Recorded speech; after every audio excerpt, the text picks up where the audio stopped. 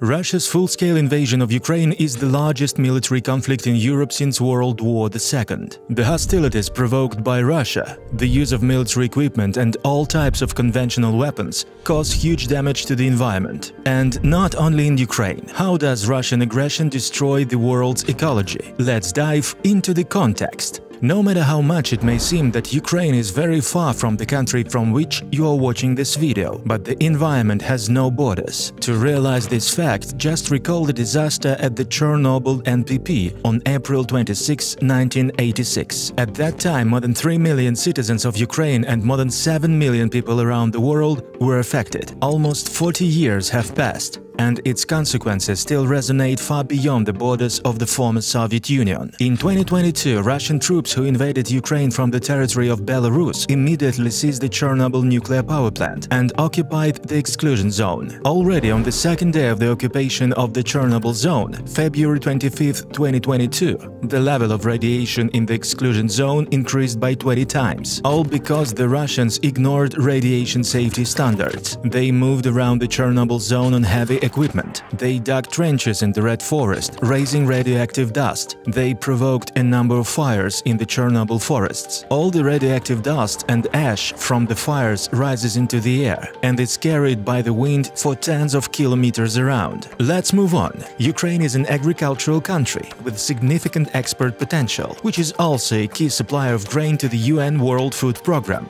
David Beasley, director of the World Food Programme, said at the beginning of the war that if the supply of Ukrainian grain is not restored, the world faces a hungry hell on earth. But to perform the function of a breadbasket, Ukraine needs to freely engage in agricultural activities. Russia deliberately added fertile Ukrainian lands to the list of military targets. Explosives that do not detonate during an explosion remain in the craters in the form of sulfur and heavy metals. In addition, as a result of the detonation of ammunition, chemical emissions occur, leading to acid rains, which then destroy the land and crops. Ukraine still has enough agricultural capacity in the territory far from the front line. However, the aggressor does not stop either, so no one can guarantee the safety of the crops. The Russians are also massively attacking Ukrainian ammunition depots, oil depots, oil refineries, and other chemical industry facilities all over the country. During the combustion of petroleum products, extremely toxic compounds enter the atmosphere,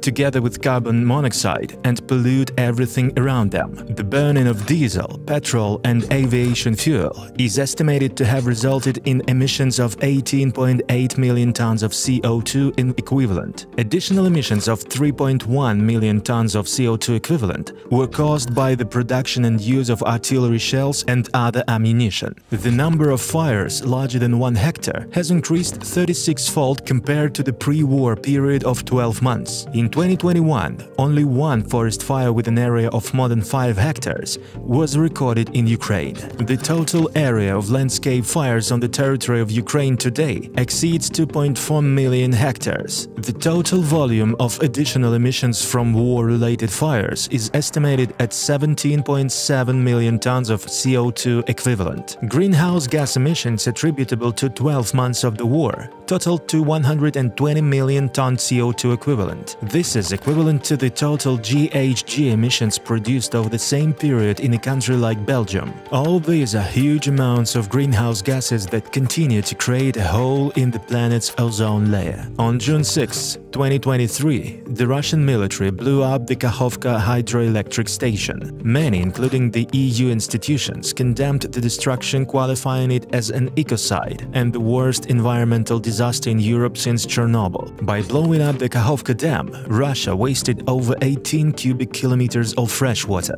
This deepens the climate crisis, as the dam explosion has resulted in over 50,000 hectares of Ukrainian forests being flooded, and at least half of them are at risk of dying. Some 150 tons of toxic industrial lubricants were reportedly released alongside contaminants from sewage pits, petrol stations, and agrochemical and pesticide stores, as well as dislodged landmines. These contaminants are drifting down the Dnipro River into the Black Sea, which washes the shores of 6 countries, including Romania and Bulgaria, and is connected to the Mediterranean Sea, which washes Europe and the Middle East. By its actions, Russia proves every day that it seeks to make the territory of Ukraine uninhabitable and deliberately commits crimes against the environment. Thus, by destroying Ukraine, Russia is actually contributing to the worsening climate crisis that the whole world is struggling with. After all, there are no concepts of state borders for emissions into the atmosphere, polluted underground water entering rivers, seas and oceans, and ozone holes.